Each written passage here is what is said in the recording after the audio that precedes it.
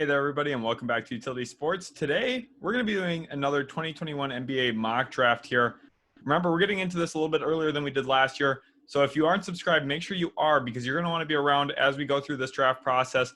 I love watching these guys play, these young kids that are coming through the woodworks here into the NBA. And today is a special reason why we're doing it. Yesterday was the commencement of the G League season. They're playing 15 regular season games this year. We're going to give a good look at that G League Ignite team. Watch the full game yesterday. We have a video up on that on the channel. If you guys haven't checked that out, make sure you go do so. But here, today we're going to be doing a mock draft with the current standings order of the NBA. We had been doing a few with the lottery involved. It gets a little messy, though, so let's go ahead and start with this right here. And the G League Ignite game yesterday was a really exciting game because you get now a little bit of a look here at who's been good, who's been not so good. For their teams, we have some of the college kids who've rose up boards, fallen down some boards, one of those being Jalen Suggs, who's really rose up the boards. That's going to be a big part of what we see here really going on.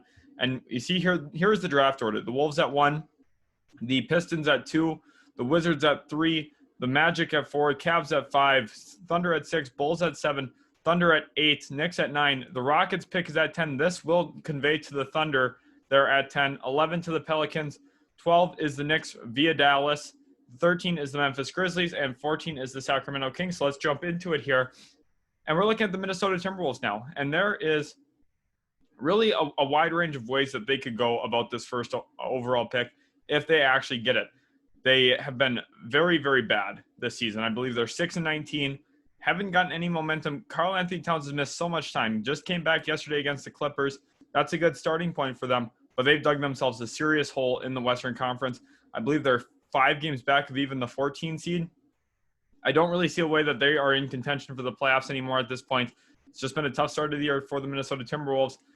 And here, if they did grab the number 1 pick, this would be the 4th time that they've had the rights to the player from the number 1 overall pick in the last 7 drafts, I believe. That would be a record, I am pretty sure. Now, looking at this here, which way could they go?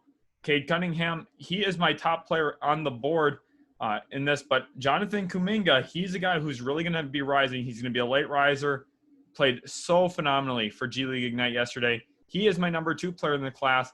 And also, I don't want to discredit Evan Mobley. He's been so great for USC, averaging over 3 blocks a game there. Been absolutely dominant on both ends of the floor. I think he's going to be a big that can switch out into space. So the Timberwolves have a really, really stacked class here for them in this favor.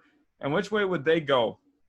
Now, looking at their roster, they really need a forward. They need someone who can be big and strong and physical. However, when you're a team that's picking number 1 overall 4 times in the last 7 years, you probably need best player available as well. To me, that's Cade Cunningham. He's going to be the first overall pick in the 2021 NBA draft, in my opinion. I don't see a way that he really isn't. He's shooting the ball very well from 3. That was my only question mark on him when he was coming out of high school, is I didn't know if he was going to be able to shoot the rock at an elite clip.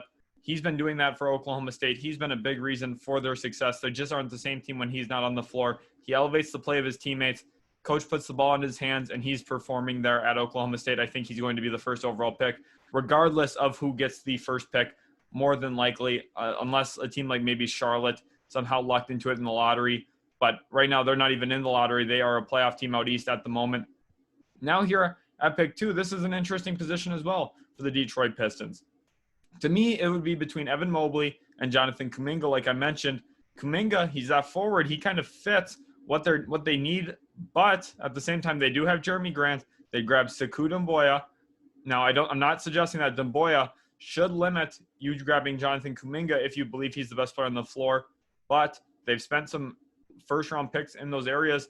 They probably are hoping for Cade Cunningham. Just kind of looking at what this team is. I know they spent the 7th overall pick on Killian Hayes this past year, but Cunningham, bigger, physical. He could play right next to Killian Hayes. You'd have a big backcourt there. Both of them have shot-creating potential. I'm not as high on Killian Hayes as others are. And also that center position. Mason Plumlee, they drafted Isaiah Stewart in the first round last year as well. There's just a big, what if here. They have a lot of young players at a whole bunch of different positions. So this is going to be one of the harder spots to mock. But I am actually going to go with Jonathan Kuminga out of G League Ignite. I think he could even play himself into the first overall pick. But at this point, I think he is a surefire top 2 pick based on what I saw from him. he is going to be a top 2 player in this class, in my opinion. Now at 3, we have the Washington Wizards. And this team has a whole bunch of issues, to be completely honest with you. We had talked about this on the channel when they made the move for Russell Westbrook. I didn't like the fit of Russ and Beal together. Denny Avdia, I'd really liked that selection. I thought he was one of the better players in the class coming in this past year. But now with Westbrook and Beal as his teammates, he doesn't really get to function with the ball in his hands. So they're going to be looking for a guy who can play without the ball. That's going to be Evan Mobley out of USC. It also fits perfectly. Thomas Bryant is out for the season. They need a guy who can come in, be a big, protect the rim for them, but more importantly, switch on to space and screens, give you high hedge options, doesn't have to be a drop defender, but can do that as well. Gives you a wide variety of versatility on the defensive end of the floor. I think Evan Mobley is going to be one of the more underrated players in this class as we go through the draft process. He's going to be a guy that's able to change a franchise on the defensive end of the floor specifically, and he has a really high functionality offensively as a role guy. I think there's a little bit of room for potential for the face-up game as well. Evan Mobley is going to be a really nice player in the NBA. Now at pick 4, we have the Orlando Magic. And this is a little bit of an interesting spot here because this is where the real drop-off comes to me when I look at this NBA draft is what am I necessarily seeing for sure? Evan Fournier, he's not under contract for next year. That's probably the position they would be leaning on going.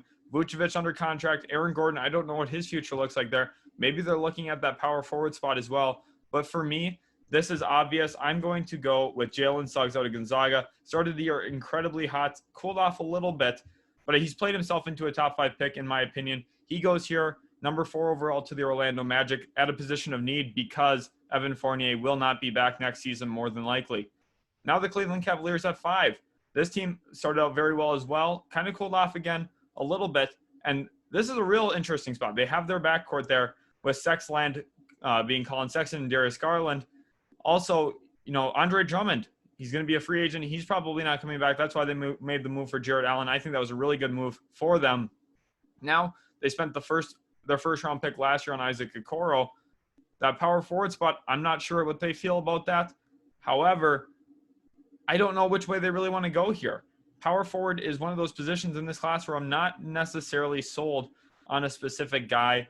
Jalen Green is still here. I think it's very possible he is the best player yet available at this point, but they have that backcourt kind of filled out. They grabbed Garland, Sexton, 2 of the past 3 drafts, and then Okoro, who's kind of a combo guard forward defensively. I just don't know if I see Jalen Green really fitting in to this, so I'm actually going to mock Jalen Johnson out of Duke. He is a good athlete, someone who can affect the game in a bunch of different areas, or rather. He can rebound the ball, he can pass the ball. I think he's got some good range for his size. He's also a very athletic player, and I think he fits into Cleveland there as the eventual replacement to Kevin Love. And this is another one of those scenarios where, yeah, they've got a lot of young talent. Do you let that impact who you draft? Maybe, maybe not. I'm not sure. But Jalen Johnson positionally makes the most sense for the Cleveland Cavaliers. Now, is Jalen Green a better prospect than him, in my opinion? Yes.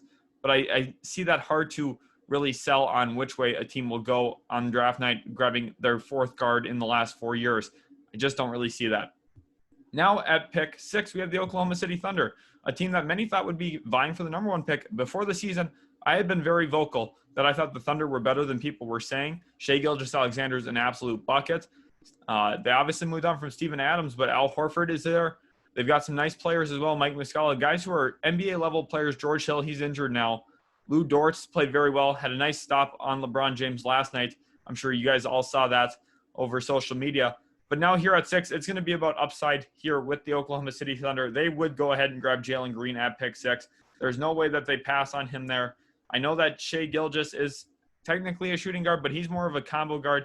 He can fit next to Jalen Green, and I think Jalen Green's athleticism would fit actually really well with Shai Gilgeous-Alexander offensively. Put the ball in Gilgeous-Alexander's hands, have Jalen Green function off ball a little bit more. He has to grow with his left hand. He has to be a little bit more confident of a ball handler and shot maker off the move.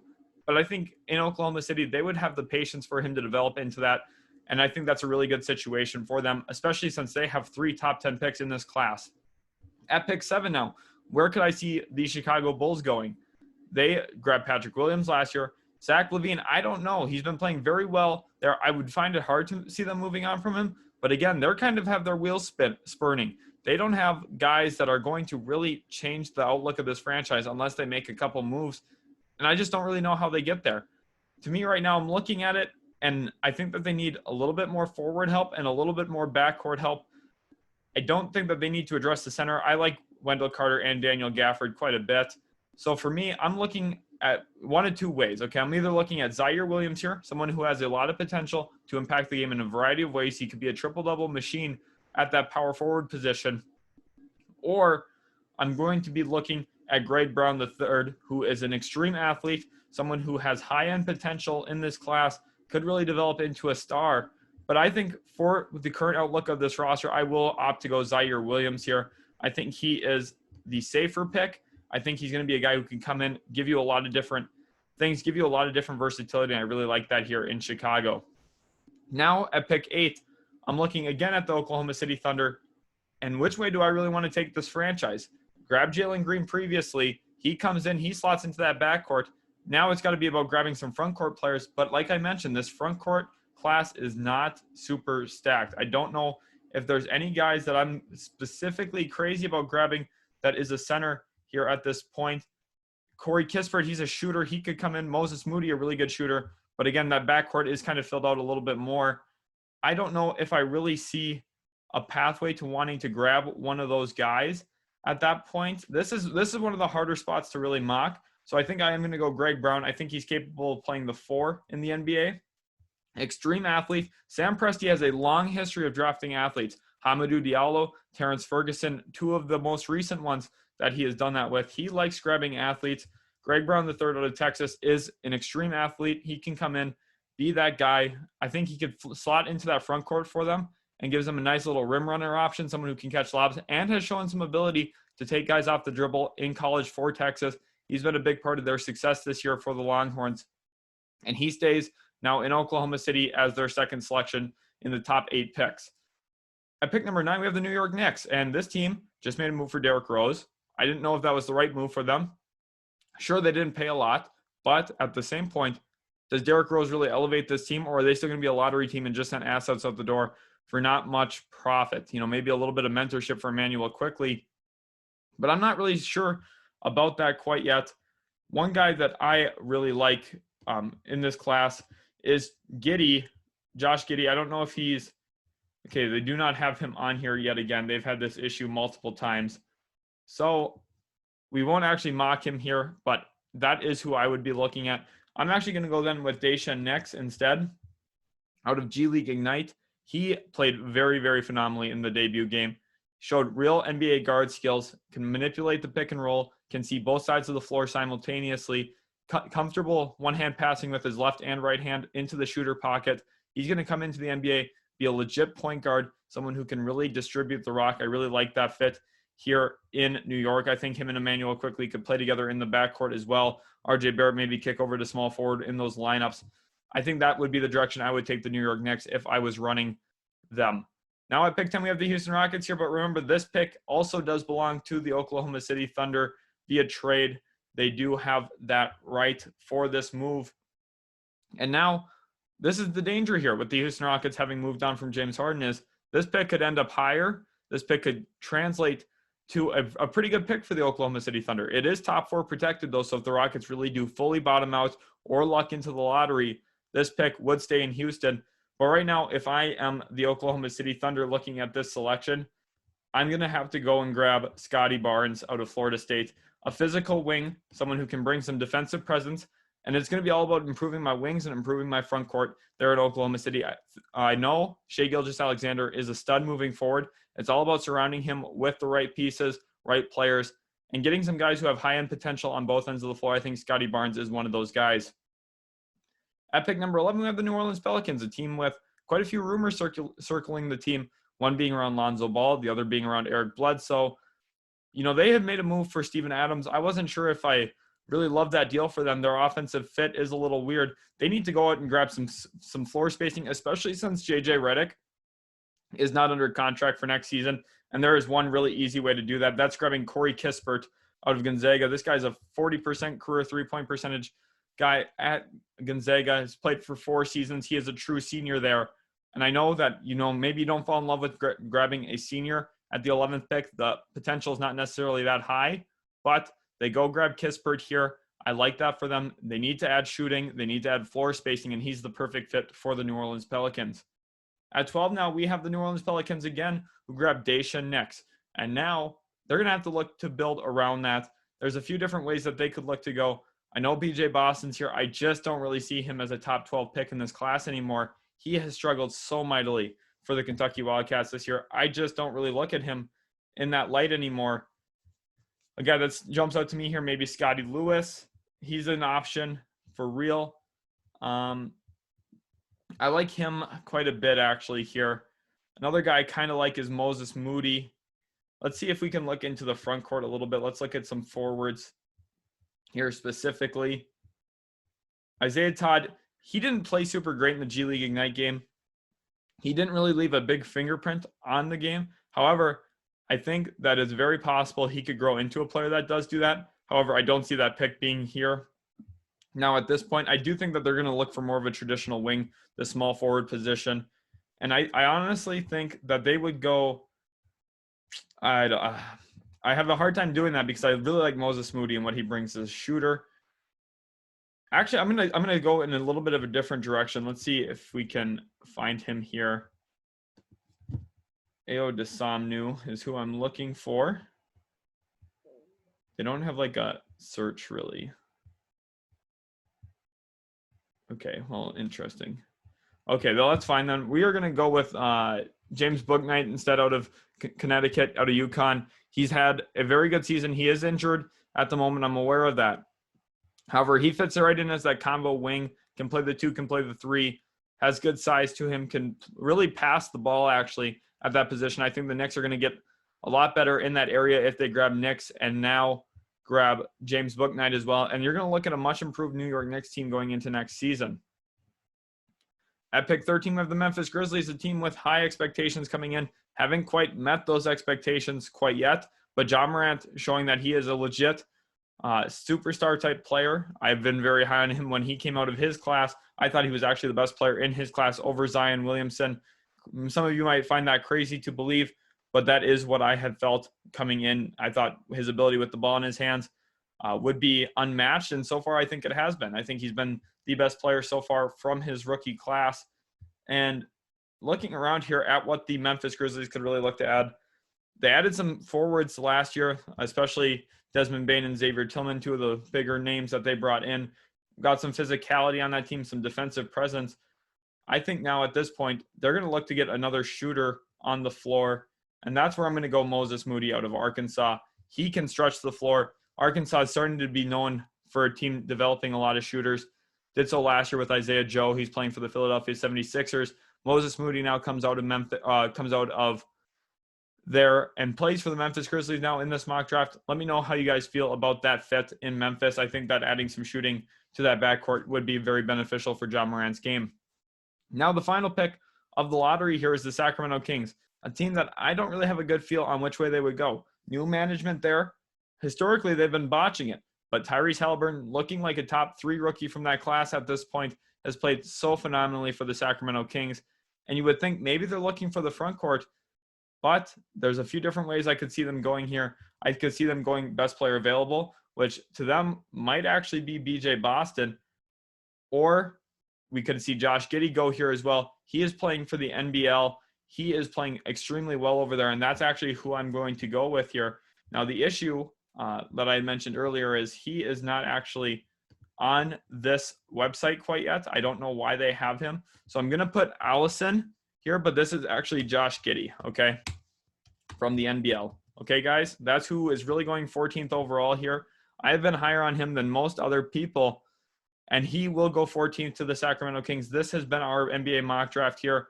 Let me know what you think down in the comments. Obviously, there's going to be a lot of shifting with the order. Teams are going to jump other teams. Some are going to slide out. Some are even going to make the playoffs.